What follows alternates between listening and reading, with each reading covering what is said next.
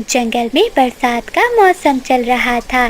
चिड़िया के आंगन में लगा आम का पेड़ बहुत सुंदर लग रहा था, क्योंकि उस पेड़ पर लगे हुए सारे आम पक चुके थे।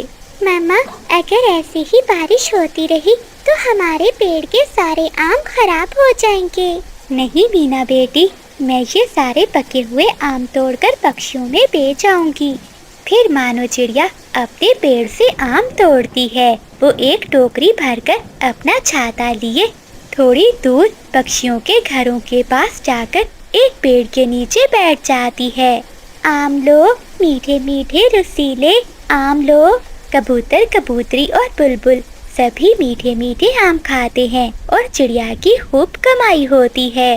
बादल जी, देखो तो चिड़िया आम बेच रही है। मेरा आम खाने को बहुत मन कर रहा है। बिजली, मेरे पास पैसे नहीं है। मैं अपने मामा जी के पेड़ से तुम्हें आम ला दूंगा।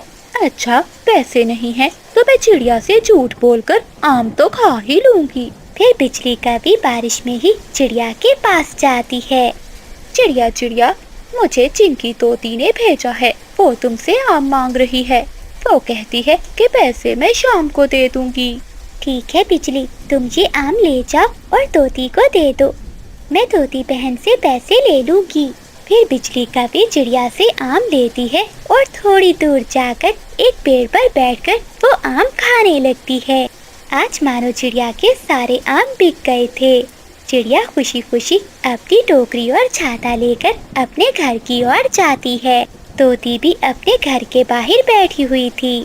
चिंकी तोती को देखकर मानो चिड़िया वहाँ जाती है। चिंकी बहन, क्या आम मीठे थे?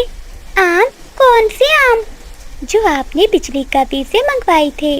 नहीं नहीं चिड़िया, मैंने तो कपी को कोई आम लाने के लिए नहीं कहा। वो तो सुबह से मुझे मिली भी नहीं। तो इसका मतलब उस बिजली की बच्ची ने मुझसे झूठ बोलकर आम ले लिए। उसे तो मैं जरूर सजा दूंगी। जब देखो मुझे पागल बनाती रहती है। फिर मानो चिड़िया अपने घर चली जाती है। मम्मा, आज मेरा मीठी खीर खाने को बहुत मन कर रहा है। ठीक है बेटी, घर में शक्कर भी है और चावल भी। मैं तुम्हें अभी खीर बना देती हूँ। फिर मानो चिड़िया अपनी बेटी मीना के लिए खीर बनाने लगती है। जंगल में बारिश थी कि रुकने का नाम नहीं ले रही थी, लेकिन गर्मियों की बारिश पक्षियों को बहुत अच्छी लग रही थी। बादल जी, मैंने चिड़िया से तोती का नाम लेकर जी भर कर आम खाए। बिजली, क्या होता अगर 2-3 मेरे लिए भी आम ले आती?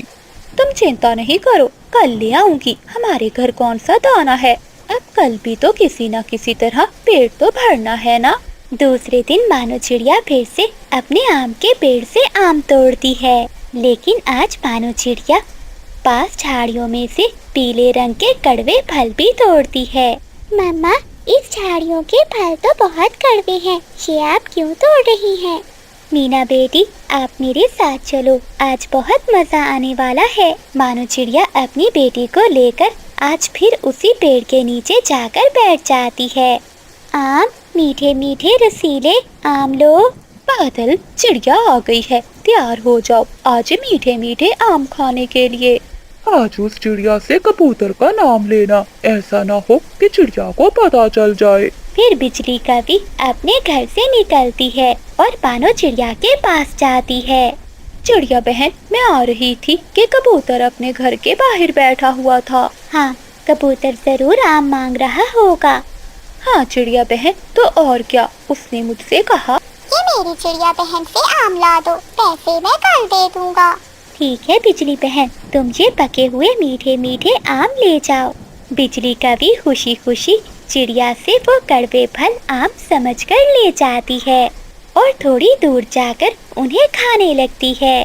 बिजली का भी ने अभी एक ही फल खाया था कि उस कड़वे फल से बिजली की चोंच भी कड़वी हो जाती है। मर गई, हाय मैं मर गई। ये कैसे फल है, मेरा तो सारा मुंह ही कड़वा हो गया। बिजली कभी इधर जाती तो कभी उधर, लेकिन उस झाड़ियों के फल तो बहुत ही कड़वे थे। बिजली कभी इधर उधर उड़ती ही फिर रही थी, जिसे मीना और चिड़िया देखकर बहुत खुश हो रही थी। मम्मा, मुझे अब समझ आया कि कि आपने उस झाड़ियों से कड़वे फल क्यों तोड़े? हाँ मीना बेटी, इस जैसे पक्षियों का यही इलाज है। प्यारे दोस्तों, कहानी को लाइक करना मत भूलिएगा। आपका धन्यवाद। जंगल में कई दिनों से लगातार बारिशें हो रही थी। मम्मा चिड़िया के पास आग जलाने के लिए एक भी सूखी लकड़ी नहीं थी। मम्मा, आपने कहा था आज समोसे बनाएंगे, बताइए ना कब बनाएंगे समोसे? मीना बेटी, कई दिनों से तो लगातार बारिशें हो रही हैं। घर में सूखी लकड़ियाँ अब खत्म हो गई हैं। बारिश थोड़ी कम होगी तो मैं जंगल से सूखी लकड़ियाँ ढूंढ कर लाऊंगी। थोड़ी देर इंतजार करने के बाद जब बारिश नहीं रुकती तो मानो चिड़िया अपनी पड़ोसन बिजली कपी के पास जाती है। बिजली बहन, आपके पास कोई सूखी लकड़ी है? मैंने आग जलानी है। मेरे घर में तो जो सूखी लकड़ियाँ थी वो सारे ही खत्म हो गई हैं। ना ना मानो चिड़िया, मेरे घर में तो सूखी लकड़ी क्या, एक भी गीली लकड़ी नहीं है।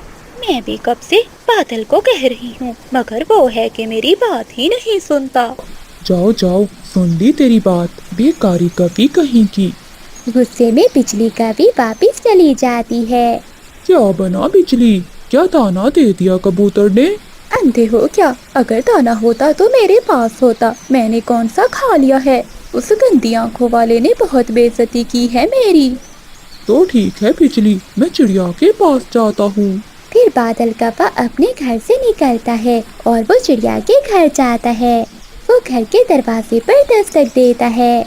एक तो मेरा घर टपक रहा है और ये कौन आ गया ऊपर से? तभी चिड़िया दरवाजा खोलती है। हाँ कौवे, बताओ क्या हुआ? मैं पहले ही बहुत परेशान हूँ। चिड़िया बहन, मेरी बात प्यार से सुन लो।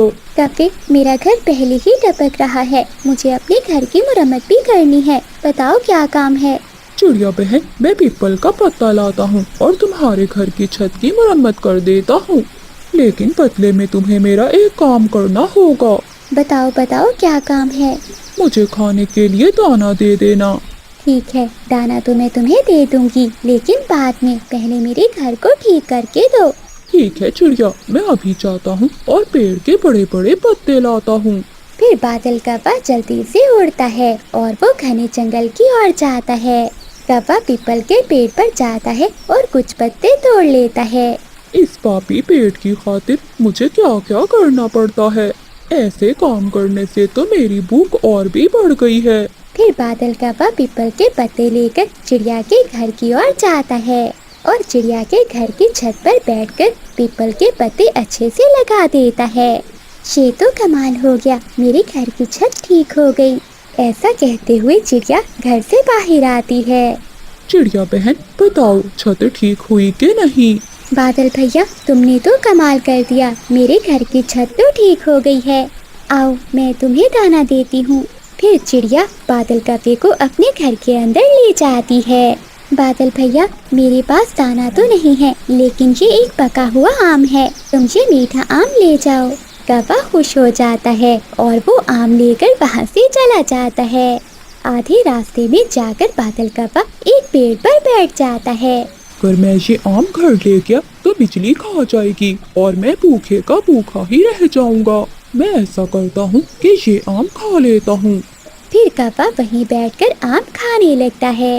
ये बादल न जाने कहाँ चला गया है, अभी तक लौट कर नहीं आया। मैं चिड़िया से पूछ कर आती हूँ। फिर बिजली कौवी अपना छाता लेकर चिड़िया के घर की ओर जाती है और दरवाजे पर दस्तक देती है। अब ये फिर से कौन आ गया है? इस समय सोने भी नहीं देते। चिड़िया दरवाजा खोलती है। बताओ बिजली, अब तुम्हें क्या हुआ? चिड़िया बहन, मेरा पति बादल क्या यहाँ पर आया था? हाँ बिजली, आया था और मुझसे पका हुआ मीठा आम लेकर चला गया। चला गया है, मगर वो घर तो नहीं आया। वो कहाँ जा सकता है? बिजली, उस दिशा में गया था बादल। फिर बिजली कौवी बादल कौवे के पीछे पीछे जाती है। वो दूर से ही कौवे को आम खाता हुआ देखकर छुप जाती है। मेरा पेट तो भर गया। अगर ये आम उस काली कौवी के पेट में होता तो ये आम भी काला हो गया होता। टाइम कहीं की, मुझे तो कुछ खाने ही नहीं देती। जो भी होता है अपने काले पेट में डाल लेती है। बिजली कौवी पीछे खड़ी सब सुन रही थी। बादल के बच्चे, तुम यहाँ बैठे आम खा रहे हो और मेरी बुराइयां कर रहे हो। और मैं घर में बैठी भूख से मर रही हूँ। मम्मा मैंने तो मजाक में तुम्हें काली कहा था। फिर बिजली कवि लाठी उठाकर बादल कव्वे की खूब पिटाई करती है। फिर क्या था, बादल कव्वा आगे आगे और बिजली कवि पीछे पीछे। रुको एक बार, मैं तुम्हें छोड़ूंगी नहीं। पक्षियों का शोर सुनकर चिड़िया भी अपने घर से बाहर आती है और वो कव्वे की जान बचाती है। चिड़िया बहन, इस बुढ़े कव्वे ने मुझे काली कहा। अरे आपने इसे काली क्यों कहा? ये तो आपने अच्छा नहीं किया। चलो कवि, मैं